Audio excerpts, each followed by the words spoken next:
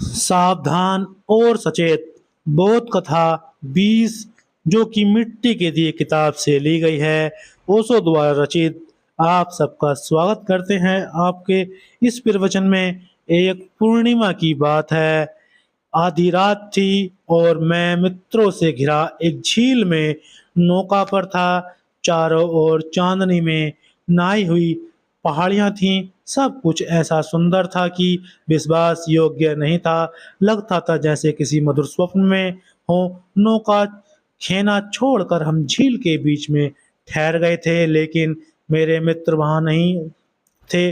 वे ही अपने साथ मुझे वहां लाए थे, लेकिन वे स्वयं न मालूम कहाँ पीछे रह गए थे या आगे निकल गए थे। मैं उनसे घिरा हुआ भी उस झील पर अकेला था, क्योंकि वे सब न मालूम किन किन बातों में खोए हुए थे। बातें या तो अतीत की थी जो अब नहीं थी, या भविष्य की थी जो अभी नहीं था, लेकिन उनकी चेतना वहां नहीं थी जहां वे थे। उस अद्भुत झील और उस स्वनिल रात्रि के प्रति उनकी उपस्थिति नहीं थी, जैसे वर्तमान उनके लिए नहीं था। और तभी उन्होंने पूछा, क्या परमात्मा है? मैं उन्हें क्या उत्तर दूं? इस सोच में पड़ गया, क्योंकि जिनका वर्तमान की जीवंतता से कोई संपर्क नहीं है, उनका परमात्मा से भी क्या और कैसे हो सकता है? जीवन ही तो परमात्मा है। जीवन की अनुभूति ही तो परमात्मा की अनुभूति है। फिर भी मैंने उनसे कहा, मित्र, क्या यह झील, क्या यह चांद, क्या यह रात्रि, और क्या हम इस पूरे चांद की अद्भुत रात्रि में इस झील पर उपस्थित हैं क्या? निश्चय ही वे सब चौंक गए थे और बोले थे, हाँ, इसमें शक का सवाल ही क्या है। लेकिन मैंने कहा था, नहीं, संदेह ही नहीं, मुझे तो विश्वास है कि आप यहाँ नहीं हैं। फिर से सोचें, शारीरिक अर्थों में जो उपस्थित है वह जगत में पदार्थ सत्ता का ही संवेदन पा सकता है, लेकिन जो अपनी समग्र चेतना से उपस्थित है उसे तो अभी और यही परमात्मा की अनुभूति हो सकती है। परमात्मा है, लेकिन केवल उसके लिए जो उसके प्रति उपस्थित है, जो है। फिर एक घटना मुझे याद आई और उसे मैंने उनसे कहा। एक दफ्तर के बाहर कुछ व्यक्ति बैठे हुए थे, बेतार के यंत्र संचालक के लिए उनमें से एक का चुनाव होना था।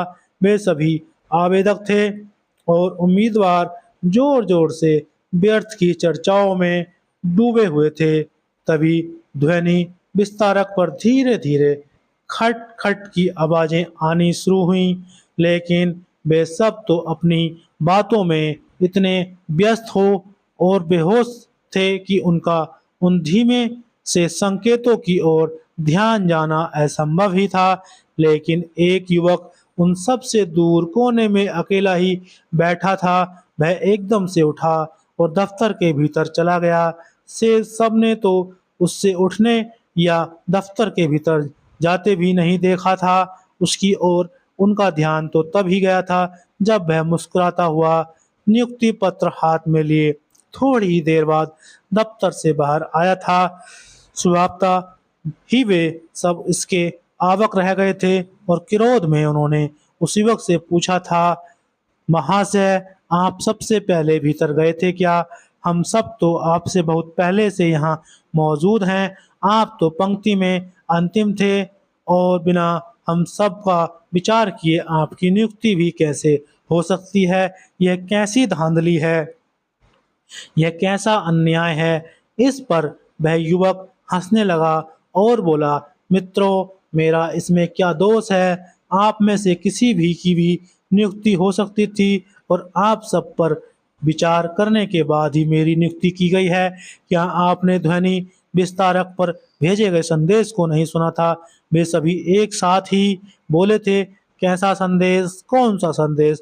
तब उस युवक ने उनसे कहा, क्या आप बेतार की संकेत भाषा से अपरिचित है नहीं है? ध्वनि विस्तारक पर जो खट खट की आवाजें आ रही थीं, उनके द्वारा अत्यंत स्पष्ट रूप से कहा गया था, मैं एक ऐसे व्यक्ति को चाहता हूं जो हमेशा सावधान और सचेत हो।